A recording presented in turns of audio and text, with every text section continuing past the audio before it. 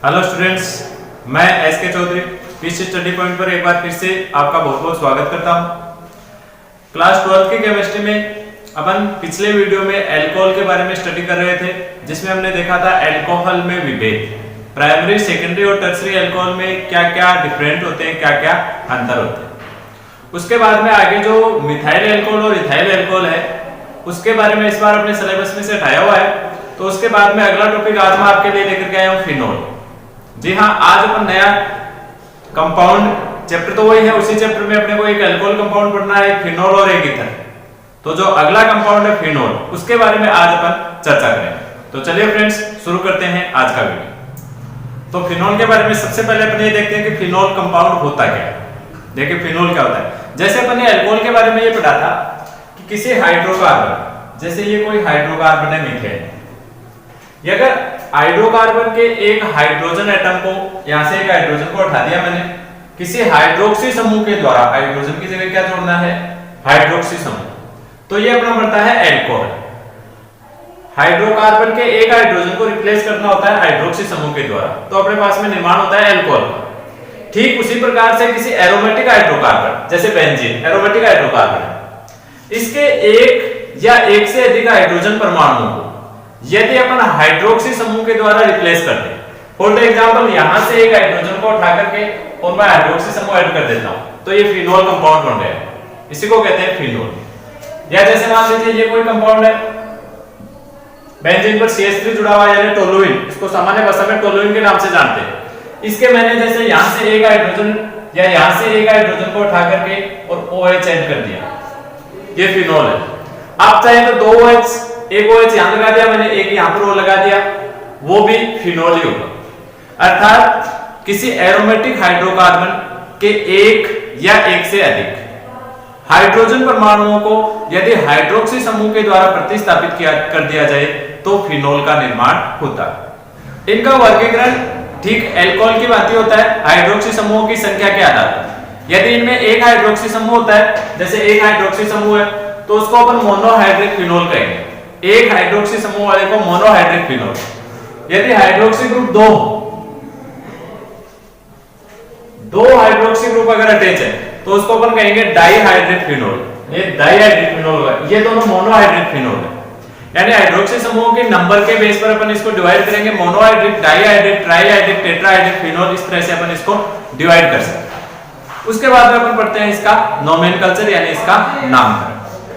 तो फिनोल के नामकरण में देखिए, अगर बेंजीन पर एक हाइड्रोक्सी समूह जुड़ा हुआ है तो इस कंपाउंड का अपन सामान्य नाम और IUPAC नाम दोनों आपको लिखना है फिनोल। बेंजीन और एक हाइड्रोक्सी समूह यानी C6H5OH, इस कंपाउंड का सामान्य नाम भी और IUPAC नाम भी दोनों आपको केवल क्या लिखने हैं, फिनोल लिखने हैं। सामान्य नाम भी फिनोल होगा प्लस IUPAC नेम भी इसका फिनोल होगा। उसके बाद में मान लीजिए बेंजीन पर मिथाइल ग्रुप भी जुड़ा हुआ है, तो इस कंपाउंड का आपको एक नाम ध्यान में रखना है। अगर केवल मिथाइल ग्रुप होता है तो उसको अपन बोलते हैं टोलुइन। अगर हाइड्रोक्सी ग्रुप और मिथाइल ग्रुप दोनों जुड़े हुए हैं, CH3 भी जुड़ा हुआ है, OH भी जुड़ा हुआ है, तो उसे अपन कहेंगे क्रिसोल। नाम ध्यान में रखना है, सामान्य नाम है इसका क्रिसोल। तीनों कंपाउंड का सेम ही होगा। देखो यहां पर भी एक मेथिल CH3, एक OH, एक मेथिल, एक OH, तो तीनों का जो सामान्य नाम है वो क्या रहेगा, क्रिसोल रहेगा। उसका भी सामान्य नाम क्रिसोल। तीनों में डिफरेंट ये होगा कि आपको इनकी पोजीशन देखनी है। जैसे ये दोनों एक दूसरे की ऑर्थो पोजीशन पे है, तो इसका नाम आप लिखेंगे ऑर्थो क्रिसोल। ये एक दूसरे के अकॉर्डिंग मेटा कंडीशन पे है, तो आप इसे बोलेंगे मेटा क्रिसोल। और ये जो है एक दूसरे के अकॉर्डिंग पैरा पोजीशन पे, तो इसका सामान्य नाम आप लिखेंगे पैरा क्रिसोल। ये है इनके सामान्य यानी नॉर्मल नेम। फिर बात करते हैं IUPAC नेम की।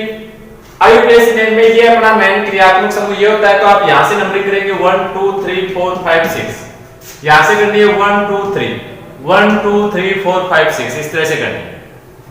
तो देखिए 1 2 नंबर पे प्रतिस्थापी आ गया मेथिल, तो आप लिखेंगे 2 मेथिल, 2 नंबर पे मेथिल आ गया।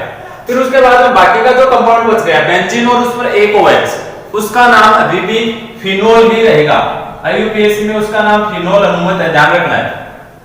जब तक बेंजीन पर एक OH जुड़ा हुआ है उसका आपको पूरे का नाम एक साथ लिखना है फिनोल। अन्य अगर कोई प्रतिस्थापी है तो उनके नाम बता दीजिए आप, जैसे 2 नंबर पे मेथिल है तो 2 मेथिल लिख दिया, 3 नंबर पे कोई प्रतिस्थापी है तो उसका भी नाम लिख दीजिए। बाकी इसका जो कंप्लीट नाम है वो फिनोल ही रहता है। दूसरे कंपाउंड का नाम देखिए 1 2 3, इसमें 3 नंबर पे मेथिल जुड़ा हुआ है तो आप लिखेंगे 3 मेथिल, आईयूपीएसी नाम में लिखेंगे 3 मेथिल और आगे क्या लिख देंगे फिनोल, 3 मेथिल फिनोल। नेक्स्ट देखिए 1 2 3 4, 4 नंबर पे मेथिल जुड़ा हुआ है तो आप नाम में लिख देंगे 4 मेथिल, 4 मेथिल फिनोल। ये हो गया इसका आईयूपीएसी नाम।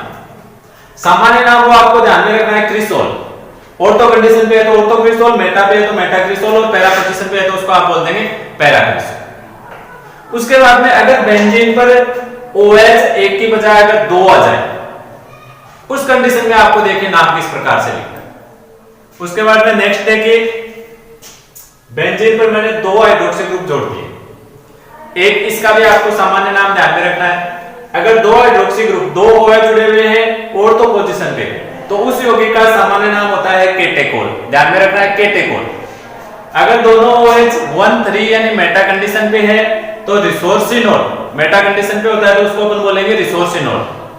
और अगर दोनों हाइड्रोक्सी ग्रुप पैरा कंडीशन पे 1 4 पे तो उसको अपन बोलेंगे हाइड्रोक्विनोन। केटेकोल, रिसोर्सिनोल, हाइड्रोक्विनोन ये इसके सामान्य नाम है, ये अपने को ध्यान में रखने हैं।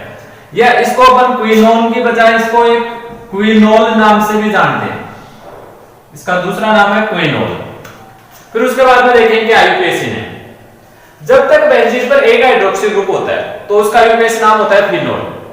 लेकिन अगर हाइड्रोक्सी ग्रुप एक से ज्यादा हो जाए, हाइड्रोक्सी ग्रुप OH एक से ज्यादा होना चाहिए, जैसे 2 2 OH आ रहे हैं तो अब आपको फिनोल शब्द का प्रयोग नहीं करना है, अब आपको लगाना है बेंजीन। इस रिंग का नाम आपको लिखना है बेंजीन और OH के लिए आगे लगाना है ओल, आगे क्या लगाना है ओल लगाना है। जैसे इसका नाम देखिए, इस रिंग के लिए मैं नाम लिखूंगा बेंजीन, बेंजीन। अब इनके लिए अब आप ओल लिखोगे, ये 1 नंबर पे है ये 2 नंबर पे तो आप लिखेंगे 1 2 डाई ओल, 2 ओल हो गए ना, 1 नंबर और 2 नंबर पे तो आप लिखेंगे 1 2 डाई ओल। ठीक इसी प्रकार से इसके लिए नाम देखिएगा बेंजीन, रिंग का नाम लिख दिया मैंने, लंबी चेन का नाम आ गया बेंजीन। 1 नंबर और 3 नंबर पे हाइड्रोक्सी ग्रुप है तो आप लिखेंगे 1 3 डाई ओल, ये इसका हो जाएगा आईयूपीएसी नाम। और ठीक इसी प्रकार से आपको थर्ड कंपाउंड का लिखना है। आईयूपीएसी नाम में लिखेंगे बेंजीन, फिर पोजीशन लिखेंगे 1 4, 1 नंबर पे 2 3 4 नंबर पे 1 4 डाई ओल, ये हो जाएगा इसका आईयूपीएसी। तो ये थे अपने फिनोल के आईयूपीएसी नेम, अपने केवल सिलेबस में लगभग इतने ही है। इसके अलावा भी अगर आप किसी कंपाउंड का नाम लिखना चाहें तो इन्हीं नियमों के आधार पर लिख सकते हैं। फॉर द एग्जांपल मान लीजिए मैं इसमें कुछ चेंज कर देता हूं, जैसे मान लीजिए यहां पर एक OH और लगा हुआ है तो उसके अकॉर्डिंग आपको आईयूपीएसी नाम लिखना है। अब देखिए 3 OH हो गई, 1 नंबर 2 नंबर 3 नंबर 4 नंबर, 1 पे है 2 पे है फिर 4 पे, तो आपको नाम में लिख देना बेंजीन 1 2 4 ट्राईओल, 3 OH आ गए ना, 1 2 4 ट्राईओल, इस तरह से आपको नाम लिख देना। अगर कोई प्रतिस्थापी आता है तो उसका नाम आप पहले लिख देंगे। मान लीजिए इस पर यहाँ पर एक CH3 भी जुड़ा हुआ है तो इसका नाम आप पहले लिख देंगे 1 2 3, 3 पे मिथाइल है तो आप लिखेंगे 3 मेथिल, ये नाम और जोड़ देंगे पहले। ये है फिनोल के आईयूपीएसी नामकरण के नियम, सीधे सीधे नियम है। बेंजीन पर अगर एक OH है तो उसका कंप्लीट नाम फिनोल हो जाएगा, ज्यादा OH है तो चेन का नाम बेंजीन, फिर ज्यादा OH है उनकी स्थिति और उनके लिए ओल लगाना। तो ये था अपना आज का वीडियो। आज के वीडियो में बस इतना ही। नेक्स्ट वीडियो में अपन पढ़ेंगे फिनोल बनाने की विधियां यानी फिनोल का सिंथेसिस। आज के वीडियो में बस इतना ही। धन्यवाद, जय हिंद।